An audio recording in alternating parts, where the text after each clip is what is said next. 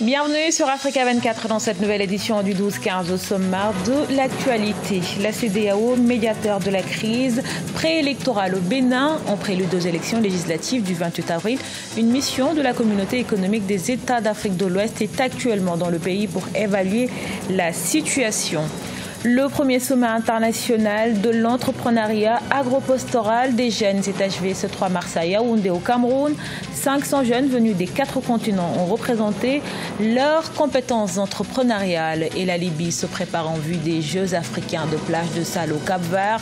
Un championnat local s'est tenu dans la ville de Benghazi et 3 des kitesurfers gagnants représenteront leur pays du 14 au 23 juin prochain. Mais tout d'abord, vers la fin du cumul des mandats en République démocratique du Congo, le Conseil d'État donne son avis à la requête introduite par le Premier ministre sur le cumul des mandats. Selon l'institution, nul ne peut détenir un mandat électif et en même temps siéger au sein de l'exécutif. Les élus doivent donc choisir entre l'Assemblée nationale et l'exécutif. Au Parlement, les députés avaient 8 jours pour faire un choix à compter de la date de la validation de leur mandat.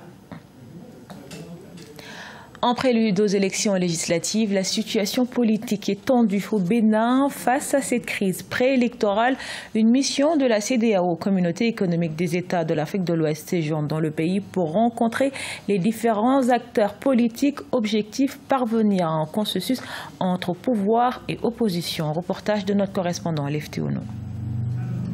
La Communauté économique des États de l'Afrique de l'Ouest, CEDEAO, évalue le climat politique au Bénin. Ceci en prélude aux législatives du 28 avril 2019. Une délégation de l'organisation communautaire, conduite par le commissaire aux affaires politiques, paix et sécurité, y effectue une mission depuis ce 3 mars 2019. La délégation a déjà rencontré des institutions impliquées dans l'organisation des élections pour s'enquérir de la conduite du processus électoral. Notre mission a un double aspect de visiter les préparatifs de cette élection législative et ensuite, s'il y a des difficultés de compréhension sociopolitique, on dresse le lit d'une diplomatie préventive pour éviter qu'il y ait des conflits après. La délégation de la CEDEAO arrive à un moment où le pays fait face à une crise préélectorale. Une situation politique caractérisée par une éventuelle absence de l'opposition aux prochaines législatives. Vous savez que la CEDEAO a un cadre de prévention, de gestion des conflits.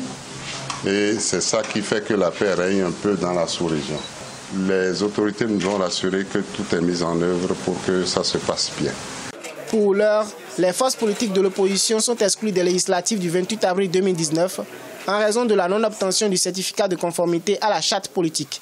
Une pièce non prévue par le code électoral, mais exigée par la Cour constitutionnelle le 1er février 2019.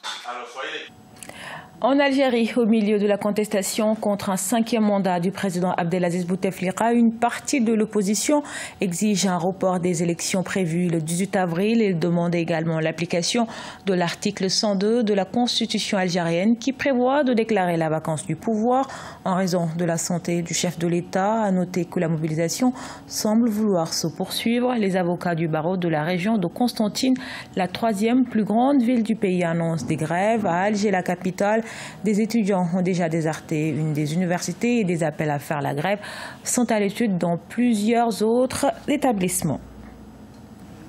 Yaoundé, capitale de la jeunesse, ils étaient près de 500 participants, jeunes leaders et entrepreneurs agro-pastoraux venus de 35 pays au sommet international de l'entrepreneuriat agro-pastoral des jeunes au Cameroun. Cette première édition, qui s'est achevée ce 3 mars, a permis aux jeunes de présenter leurs compétences entrepreneuriales. Reportage de notre correspondante Viviane Baoken. Mobiliser le potentiel de la jeunesse pour une transformation rurale durable, c'est sous ce thème qu'a eu lieu à Yaoundé le premier sommet international de l'entrepreneuriat agro-pastoral des jeunes. Une rencontre qui avait pour objectif de mettre en évidence le potentiel des jeunes pour une transformation rurale durable.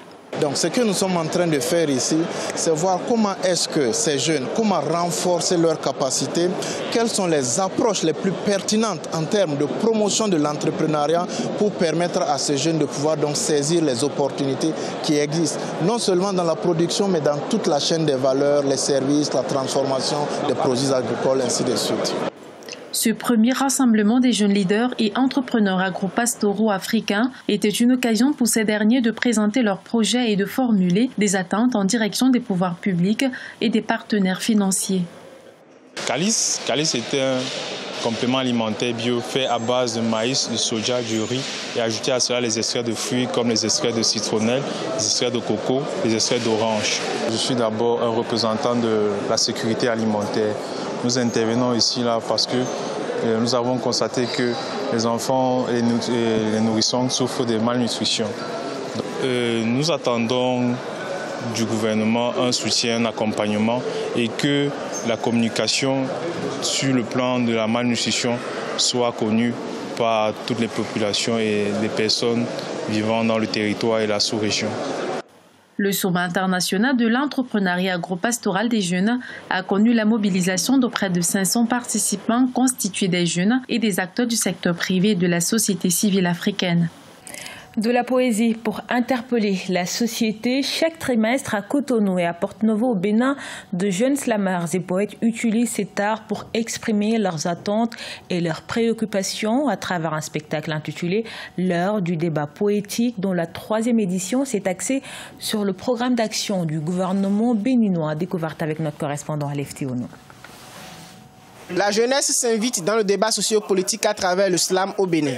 De jeunes slameurs ont porté leur regard sur le programme d'action du gouvernement béninois par le biais d'une rencontre d'échange intitulée L'heure du débat poétique.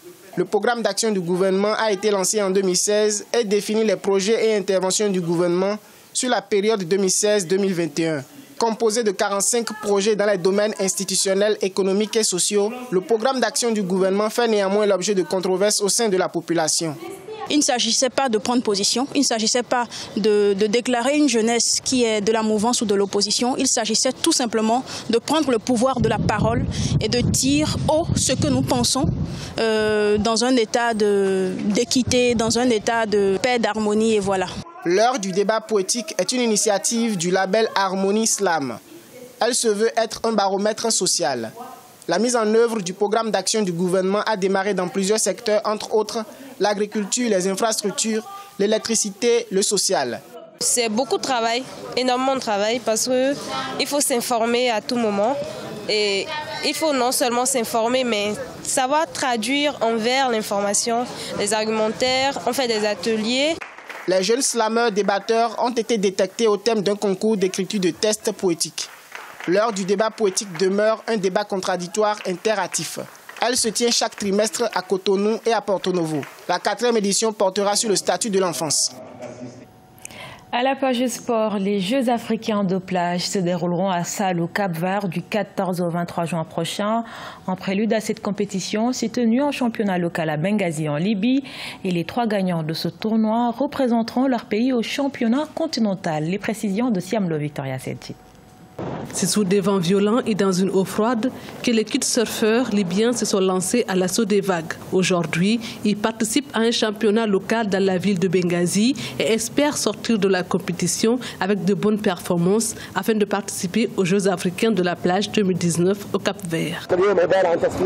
Ce sont les qualifications de Benghazi, à l'instar de celles qui se sont déroulées à Tripoli et Zouara. L'idée principale de ces qualifications est de sélectionner une équipe nationale libyenne qui participera aux Jeux africains de plage au Cap-Vert en 2019. Après plusieurs années de conflits armés, de nombreux centres de sport sont tombés en ruine en Libye. Mais de nouveaux établissements sont nés, notamment des écoles de kitesurf et des centres de formation. Yasser Botan, passionné de surf et l'un des vainqueurs de la compétition, il encourage les jeunes à s'intéresser à ce sport. Ce championnat est le premier à Benghazi et en Libye en général. Le but du concours est de sélectionner 5 gagnants à Benghazi qui représenteront la ville lors de la compétition nationale. Les 3 gagnants participeront au championnat africain beach au Cap-Vert. J'espère que nous pourrons atteindre ce niveau et exposer le nom de la Libye au monde. Aujourd'hui, selon l'Union nationale de la navigation libyenne pour la voile et les sports nautiques, on compte environ 30 étudiants qui suivent des cours dans les écoles de kitesurf et le nombre ne cesse d'augmenter. Ce journal a été réalisé par l'ensemble de la rédaction. Merci pour votre fidélité. Retrouvez dans un instant une nouvelle édition de l'actualité sur Africa 24.